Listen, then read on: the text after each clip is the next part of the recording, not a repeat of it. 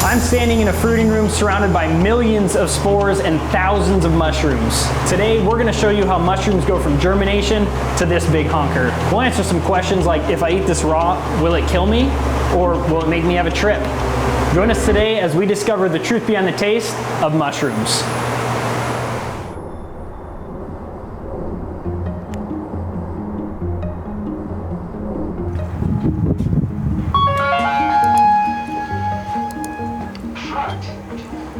What's up? You must be Garrett. I am, yes. Garrett, nice to meet you. Nice How to you meet doing? I'm good, man. How are you doing? Good, I'm doing good. So this is Garrett. Garrett is the general manager of Mushroom Street. Garrett, tell the viewers a little bit about yourself and how you got into mushrooms and what we can expect today from the video. So, like a lot of mushroom farmers, I started kind of as a hobbyist, started growing mushrooms in my apartment, especially during COVID. And so here at Mushroom Street, we've taken that to a pretty good commercial level, not only growing a variety of mushrooms in a good amount, but making a variety of pretty cool products.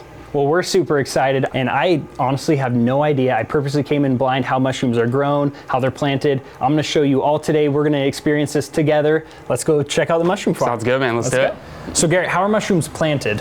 Well, planted doesn't really apply here. We call it inoculated, and so we're essentially introducing mycelium to food. We are feeding the fungi. So I'll show you here, we actually produce what we call mushroom blocks out of sawdust and soy hull. So this is the shell of a soybean and sawdust in pellet form in this nice hopper here. And these bags are actually designed for the mushroom industry because they need oxygen just like we do, right? So this filter patch is important for that, but it's also something we can sterilize and clean in such a way that we can then introduce mycelium and give it its food without any contaminants coming in and interrupting our process. So right here we have about 60% hydration in a 6-pound mushroom block. So this will kind of soak up that water and become sawdust for us. So this machine is strictly made for mushroom farming. It is, yeah. So it's a hopper here. We've got our ingredients and it drops the water, the 2 ingredients through this 3D printed part here, yeah. You call that a substrate? Is that what you call that? Exactly. Do they all get the same substrate? No, not really. There is some variance there, but we've kind of kept to the easier to grow varieties for the most part,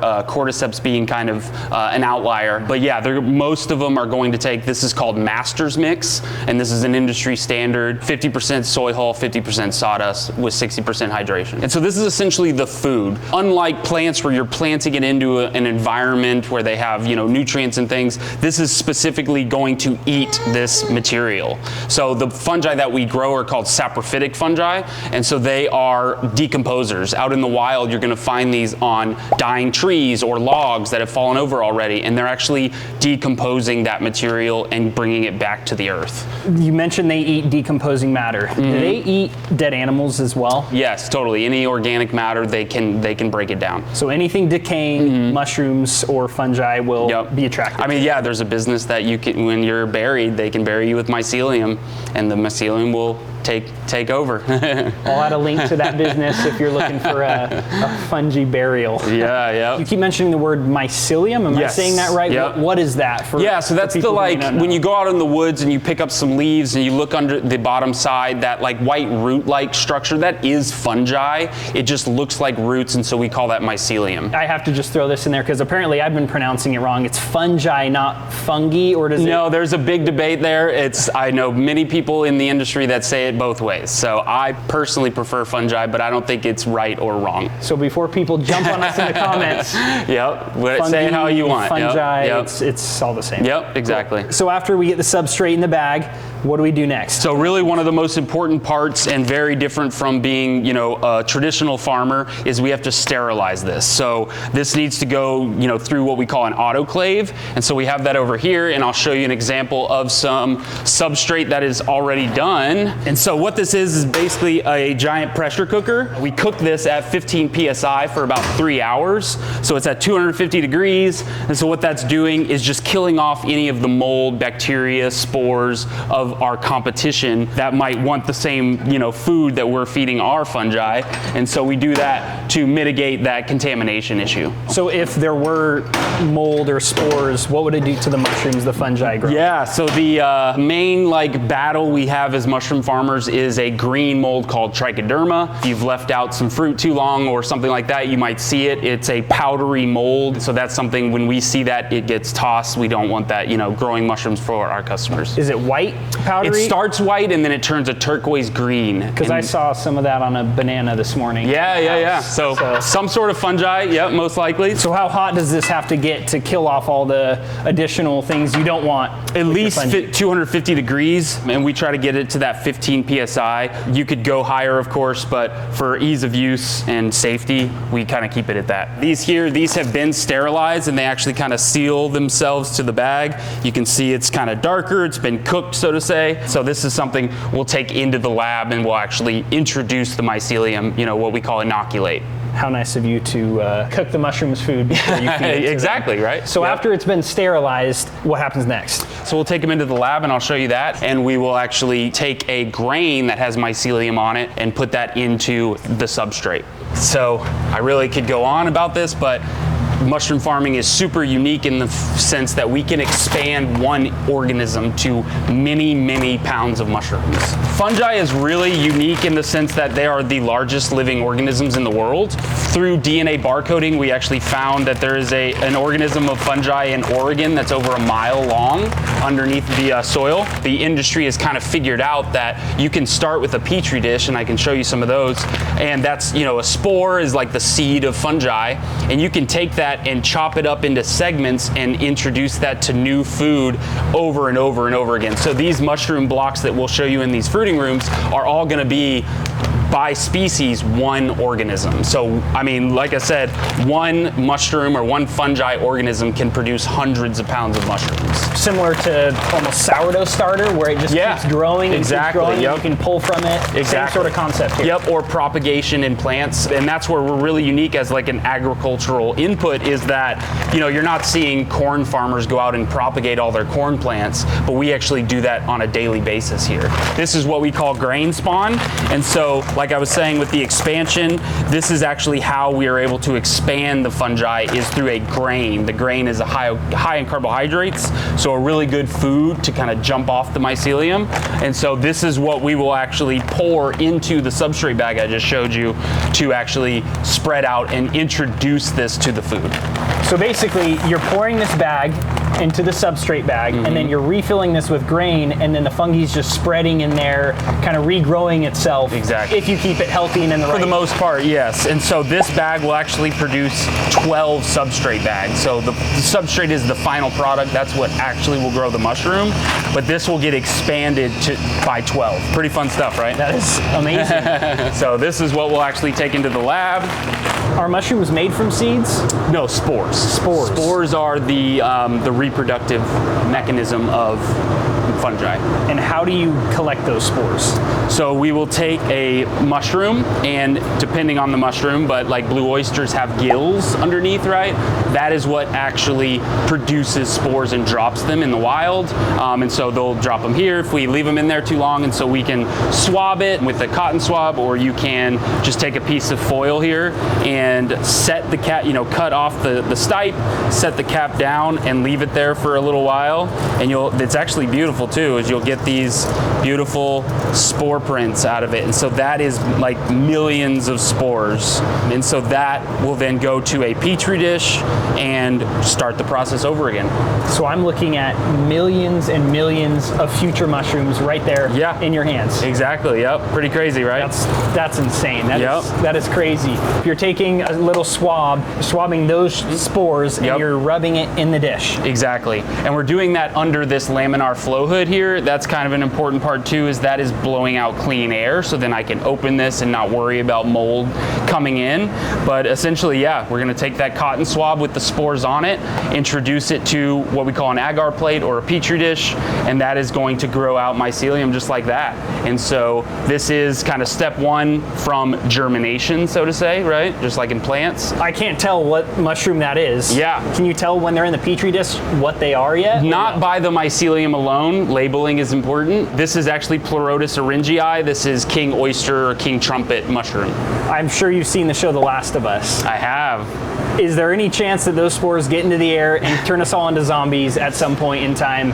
I would say highly unlikely. So you're saying there's a chance?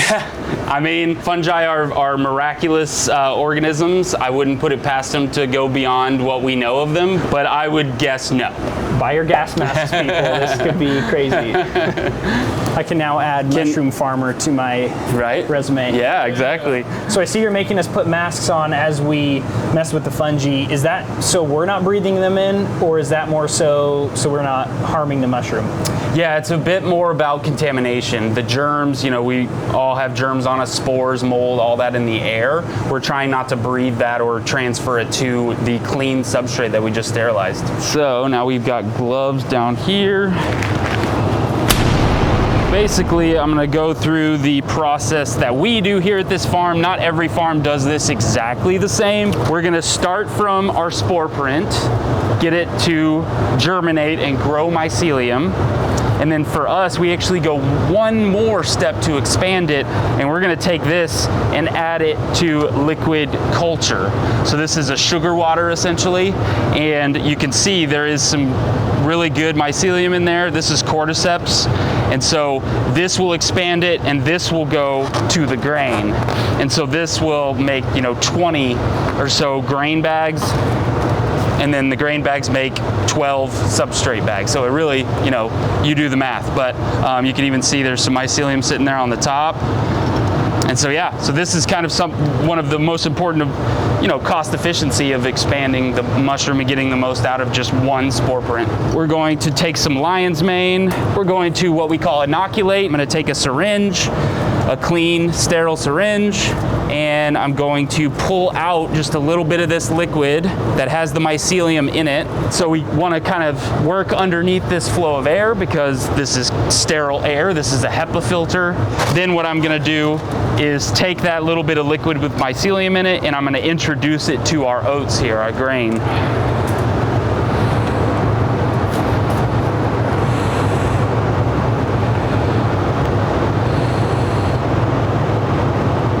Are you trying to suck up more off the top, or just anywhere? Anywhere. Yeah, just want to get a little bit of mycelium in there, which we got some. Then we're just going to cut this open. So what's in that syringe is going to create a whole bag of mushrooms. Exactly. Just right there in the syringe. Yep. So this is going to grow and start to eat the oats here, and that is really all you need. You only need a couple milliliters, and then we'll take this, and we're just going to seal it right here. Boom. And this will sit at about 70, 72 degrees for a week, week and a half. And then once this all turns white and you start to see that mycelium spread like this, then we go on to the next step. So we'll show you that now. So this is the substrate that we just pulled out of the autoclave that's sterile. And so we're gonna take, let's take a couple of these. This is our lion's mane generation 1. So what you're gonna do is take this and open these 3 bags and pour about half of this bag out into all 3. And so this is what we call inoculation, is you're now introducing the mycelium to their final food. And the types of mushrooms that we grow here at our farm are specifically attracted to lignin, and they're actually able to digest the hard material that makes trees brown and woody. So that is why we have sawdust here. Perfect. Take these and go ahead and pull that flat and seal it. Press that thing down. Yeah, perfect. And that's it. You just inoculated some substrate. So in about 2 weeks, this will be ready to go to the next step into the fruiting room, where we're going to cut open the bag, introduce oxygen to it, and high humidity in the air, and that's going to trigger it to produce the mushroom. So really, from that petri dish to harvesting a mushroom, we're talking 4 or 5 weeks. So after we inoculate, like we just did in the lab, and you all saw that, what comes next for the mushrooms? Yeah, so they basically sit and ferment, so to say, in what we call incubation. So we'll go in there and show you that now. So they'll sit in here. I usually keep it about 68 to 70 degrees. And they'll sit in here, depending on the species, for about 2 weeks. But mainly the lion's mane, the blue oysters, they're in here for, 11 to 14 days. And then when they're kind of like this, they are ready to go. You can actually see the pink oyster starting to pop off and try and fruit. These will go into the next step, which is those fruiting rooms. Once the bag's fully overcome by mycelium, you can see all the white in there, and you start seeing maybe the little caps forming. Yep. That's when it's time to move them into the actual growing rooms. Is that correct? Yeah, perfect. Cool. All right, so we just left incubation, and this pink oyster here is ready to go. So we're gonna move it into the fruiting room. And so what you're gonna do, Caden, is you're going to cut into the sawdust through this bag, and what that's gonna do is introduce oxygen and trigger the mycelium to produce a mushroom. Am I doing this right? Just an X here? So kind of saw. Saw, Yeah, like that. there we go. There we go. Yep, and get the joint of the X good there. Perfect. Yeah, there you go. Is that good? So now this is ready to go, and we'll take this. I like to kind of push the air out. If you want, take this and we'll take it into the next stage. So these are our fruiting rooms. Let's step in and I'll show you around. This is honestly one of the coolest rooms I have ever seen. Looking at the pipe on the wall and how you have all these bags of soon-to-be fully grown mushrooms growing in an awesome environment with this steam coming out. Yep. This is honestly one of the coolest things I've ever seen. Appreciate it. Yeah, we have fun with it for sure. So I just take this bag then, and now I'm putting it just up here on the shelf. Yep. And so I like to kind of wedge them in so they don't try and dive off the side of the shelf, which does happen, unfortunately. This one will sit in here for another about 2 weeks, and you'll start to see small mushrooms. When they're big and kind of like this, they're ready to go. I'm gonna actually jump back here. So they're actually, the mushrooms are growing out of the X in the bag. They're not growing up, they're growing out. Correct, yep. Okay. And so this is actually, we're mimicking what happens in the wild. If you were to find a chestnut or a oyster in the wild, you're usually gonna see them growing horizontally out of a tree or a log that's fallen over. Are those the mushrooms I've seen that you see kind of arched out of tree cracks and other things? I think we've all seen that in movies and even walking out in the woods. And so that's what we're doing, is mimicking that kind of wild orientation where we've introduced that oxygen. We're introducing this fog and high humidity behind you here. And then it's also a nice cool temperature in here. We keep it about 65, 68 degrees. And so that is like the perfect environment for them to really grow and be beautiful for us. So we see this large variety of mushrooms in here. Are mushrooms safe to eat raw? Could I just grab one of these and take a bite of it? In very small amounts, I think it's okay. My general rule of thumb is to always cook mushrooms first. The outer skin, so to say, is actually very similar to the shell of a lobster. It's called chitin. And so this is something our stomachs do not digest extremely well. So by heating it up and cooking it or dehydrating, something like that, you're breaking down that chitin to make it a little bit more easy to get through our digestive system. We have our blue oyster and our chestnut mushrooms here. These are ready to go. So let's grab these and we're gonna harvest them. So we just saw a bunch of different, are they varieties, species? What's the proper terminology for mushrooms? Species in general, but there are varieties as well. But yeah, species is the way to go. So species, these are totally different species of mushrooms. Do you know how many species of mushrooms there are? Millions. Millions? Yes. Largest kingdom of organisms as well. With millions and millions of mushrooms, different species of mushrooms out there, how do we know which ones are safe to eat? Unfortunately, there's no real visual indication, like a red one versus a blue one. It doesn't really work that way, unfortunately. It's really about identification and just education on learning what certain species, their indicators are. Blue oyster, within the wild stuff, there is, lookalikes and things you have to be cautious of. And I definitely say, don't just randomly go eat a mushroom in the woods, but with some education and experience, you can feel more comfortable and confident in what you've identified. I think that's the key. So if I'm in the woods and I eat a completely random mushroom, am I gonna die? There is that possibility. Yes, there's an old saying in the mycology industry, there are old mushroom hunters and bold mushroom hunters, but there are no old, bold mushroom hunters. So, yep, that's how it goes. So be careful. There are are deadly mushrooms, you know, the death cap, the galerina, and they have lookalikes. So that's where really just learning the smell. You can actually taste a mushroom that is deadly. As long as you don't ingest it, you're still safe. So what I'm hearing from Garrett is go around, taste all the mushrooms you want to in the woods, just don't swallow. That's the rule, don't swallow. Do that with your own, at your own accord, yes. So we're gonna harvest here, and I'll just show you. I'm gonna start with the blue oysters, and these are some chonkers, so I'm gonna kind of start in a smaller section, maybe, if I don't toss these off. And so we've got the substrate there, we're just gonna chop that off, so our customers don't have to do any kind of washing or cleaning. So our harvest box here, and then we really just kind of work our way around. This one is quite large, so just trying not to let it drop on the floor is the key. And you get these nice clusters, they kind of come together. So do people need to wash their mushrooms before they eat them? No. The common question we get is, you know, should I rinse it underwater? I would actually say to avoid that, because what it's going to do is soak up that water, just like it's doing in the fruiting rooms here, and it's going to quickly become soggy. Unless it's on a pan, though. There is a little trick when you're cooking fungi or mushrooms, is to tiny bit of water first before you add your butter or oils, and that will kind of hold its texture so it doesn't get soft. So I would avoid washing them. If there is some dirt, debris, whatever, brush it with a meat brush or something like that. So different species of mushrooms can intermingle with each other. It's okay to put them next to each other. Totally. Just kind of a pull upward, kind of pop. They come off easier than you would think. There you go. There you go. And these are a little bit messier of mushrooms just in general, so it's all good. And I'm going in here.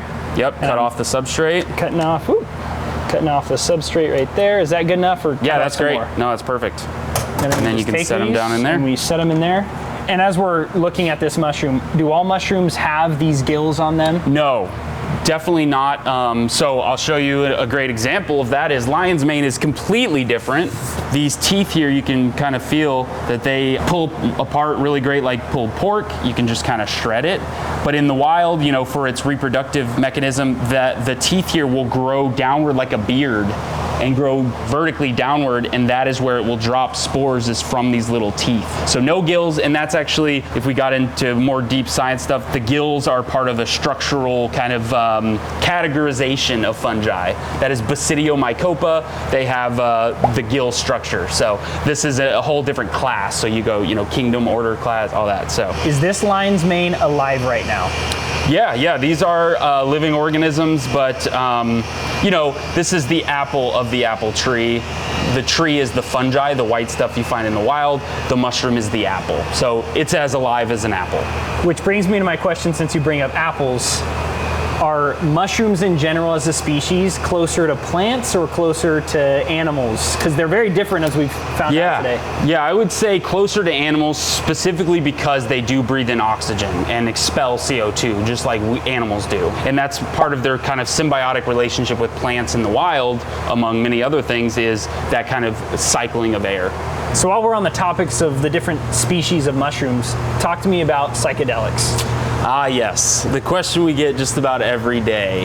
There are quite a few species that contain psilocybin. That is the main known compound that produces a euphoric trip or a psychedelic trip. So these are not the kind that we grow. I guess one main difference is they are like cellulose lovers, or as you might find out in cow pasture, you know, manure lovers, and so they're actually not feeding on wood. Most of the species, there are some that are psychedelic that do, but for us here, you know, we're growing specifically these type of saprophytic fungi that do not contain psilocybin, but there are some indicators, you know, some, not all, this isn't a blanket statement, but you know, bruising blue is an indicator usually that there's some psilocybin content going on there. We do not sell anything that contains that compound.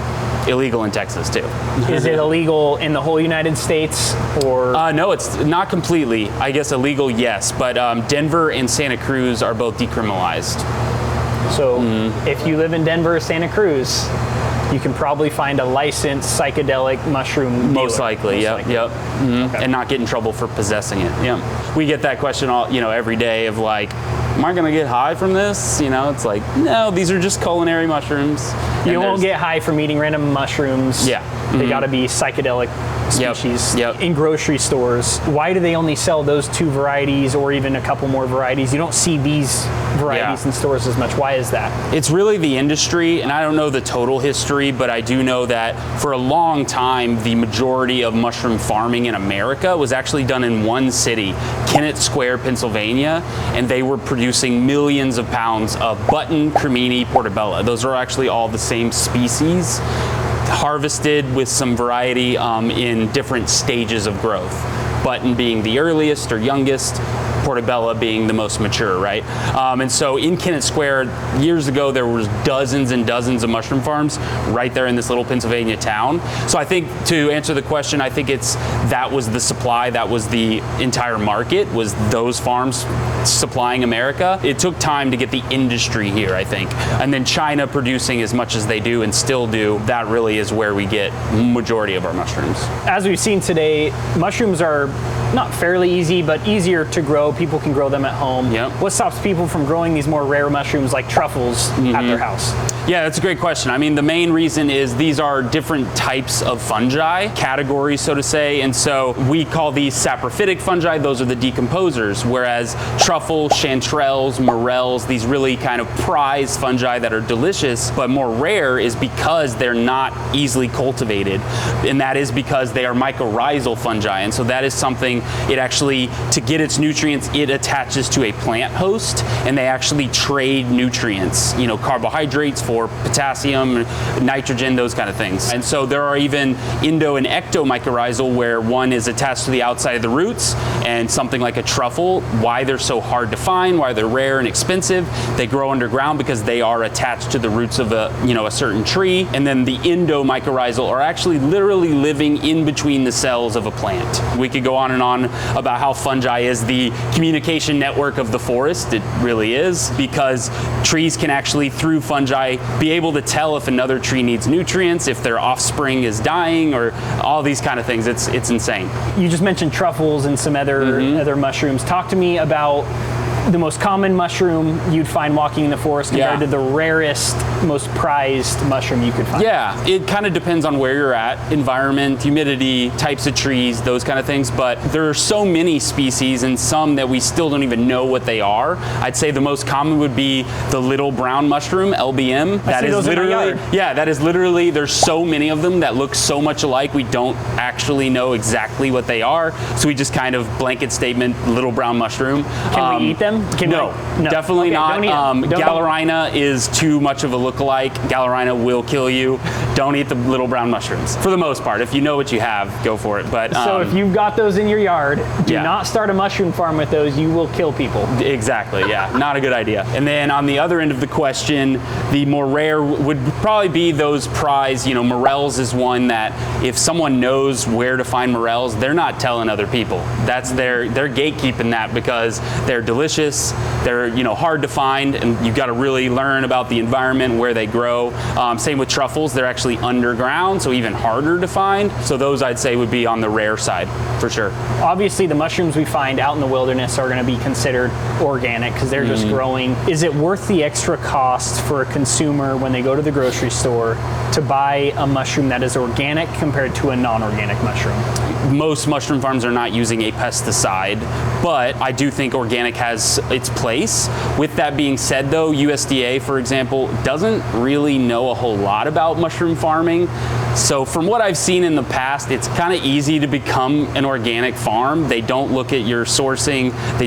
Because they just don't know how to classify something as sawdust as organic or not. So it's a bit of a gray area currently, but I think the industry will move in a way that is actually organic. Mushrooms are being shipped in from China. As a mushroom farm, you could actually purchase fruiting blocks, never actually grow them out. You just fruit the mushroom, produce that, get classified with the USDA as organic. Sometimes that could have formaldehyde in it, and it's considered organic. How long will these mushrooms stay good sitting in your fridge? Yeah, that is the one not so fun part about mushrooms. It's about a week and a half. It's not a long time. Because they're about 90% water, they degrade pretty fast. But the trick we have here is to dehydrate them, and that will extend their shelf life for months. So this is our food production room. Mushrooms that are either too ugly or just getting toward the older side but not bad, we don't want to sell in the store. We're actually going to take in here, dehydrate them, and we actually make a variety of products from either powder or a dried mushroom. Something like we make a mushroom jerky, we make lion's mane capsules, so you can get the wellness side of things. So a whole bunch of stuff happens in this room here. So it doesn't sound like you're wasting much mushrooms. We really try to be as zero waste. We compost anything that has to be wasted, but 95% of stuff is going to come in here and go into one of our 3 dehydrators here. So these are going to kind of dry out the mushrooms at about 135 degrees for 23 hours. And so you can see Min here is actually working on seasonings, and so that seasoning is made from powder that came from these dehydrators. So dried mushrooms powdered into a seasoning. On the wall here I see all sorts of different bottles, all sorts of tinctures. What are they all used for? We do what's called a dual extraction, and so we're making a tea, like I said, and then we actually soak it in alcohol for 24 hours. And what that's doing is getting compounds that maybe aren't water soluble and getting all the good stuff out of the mushrooms and producing a little liquid here. And so this is a supplement that you would drop under your tongue or add to a drink and get those benefits just as an easy way to add to your regimen. What does this do for you? What nutritional benefit does taking this do for you? All of the mushrooms that we grow have what are called beta-glucans. That's the easy identifier for wellness mushrooms or gourmet mushrooms, is that huge immunity booster. These are alcohol sugars that make our immune system respond in a strong way. You're seeing a lot of up-and-coming companies emerge adding mushrooms to their products. Yep. It's not a fluke, it's not a gimmick. This is a real thing that provides a lot of health benefits when you're replacing normal coffee with mushroom coffee, or you're taking supplements from the lion's mane and these other very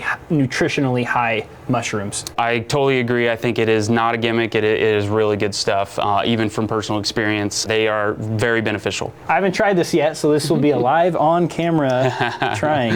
Let it sit under your tongue for just a couple seconds, and then you can swallow it. Yeah. I actually thought it tasted pretty dang good. Nice. I could totally take this every day, no problem. Yeah. And it doesn't taste like mushrooms. So if you aren't a big fan of the way mushrooms taste raw or cooked, this would be a really good alternative to still get the benefits, because it doesn't taste anything like mushrooms. And actually, I thought it tasted pretty good. So I see over here you have mushroom coffee. Why should a coffee drinker consider drinking a mushroom coffee over just regular coffee? I think the easiest answer is it's an easy add-in to your regimen. America is a coffee drinking country, so it's something you're already doing pretty often. So it's an easy replacement that gets mushrooms into your diet. You're getting those benefits and you're not tasting mushrooms. These do not taste like mushroom tea or anything like that. We have 2 options here actually, and one is actual coffee. So you're getting a great coffee flavor. You're getting the caffeine. You're also getting the lion's mane and cordyceps that was in that Force and Focus. So same thing, you're getting the cognitive health, that added energy. And what I've heard kind of from customers' reviews is that it's actually helping extend or remove the crash from caffeine. Looking through your website, you have blogs, you have more information about mushrooms, but you can actually do a farm tour here yourself. If you live in the Texas area, you could come out here and take a class from you. You teach classes, right? I do, yeah. So I do workshops where I can teach you how to grow blue oysters at home in a kind of simple way. You know, always trying to educate and just get the idea of mushrooms in our lifestyle a little bit more, you know, mainstream. Hey guys, so I'm here with Warren. Warren is actually the owner and the CEO, the head honcho of this whole organization. He started it all a few years ago. Warren, we'd love to hear about your story, about how this all got started, your passion for mushrooms. Tell the viewers all about it, all about yourself. Thank you, thanks for coming in. So yeah, I started a few years ago. It was kind of at the tail end of the pandemic. I am a software developer by trade, so I've been working from home like a lot of people. Needed something to do other than stare at a computer screen all day. Have always been interested in mushrooms and plants and biology, and so just kind of started jumping down the YouTube rabbit hole and found a lot of information about how farms run, and I really got interested in the farm aspect. We decided to, after doing it as kind of a hobby for a while and like giving mushrooms to neighbors and friends and whoever would take a mushroom, you know, seemed like there was a market for it, you know, and let's see if we can turn this into a business. And so we started growing them in a much smaller warehouse, and after about 6 months we needed more space for the mushroom farm, so we found this amazing building that had all the office space we needed and everything to get started. And it's just been a journey since then. Well, Warren, thank you so much for letting us come out to your operation today and for telling us a little bit about your story and how you got started. Yeah, thank you so much, and it was great meeting you, and appreciate you. Looking forward to coming back here sometime. Yeah, thank you. So there you have it, everything you'd ever want to know about mushrooms. I don't know about you, but my mind was shocked today. Like, I was blown away at how cool of a process it is to start from spores and grow them all the way up into mushrooms. Truly an amazing farm, an amazing place. Thank you so much for having us out. Any final things you want to tell the viewers before we close the video? Not all mushrooms are bad. You're not going to turn into a zombie. They're delicious. Start eating more mushrooms. You heard it from the man. Start eating more mushrooms. Check out their store in the description. I'll put a link in there. All their products are sold online and they ship country and worldwide. Yeah. So check them out. See you in the next video.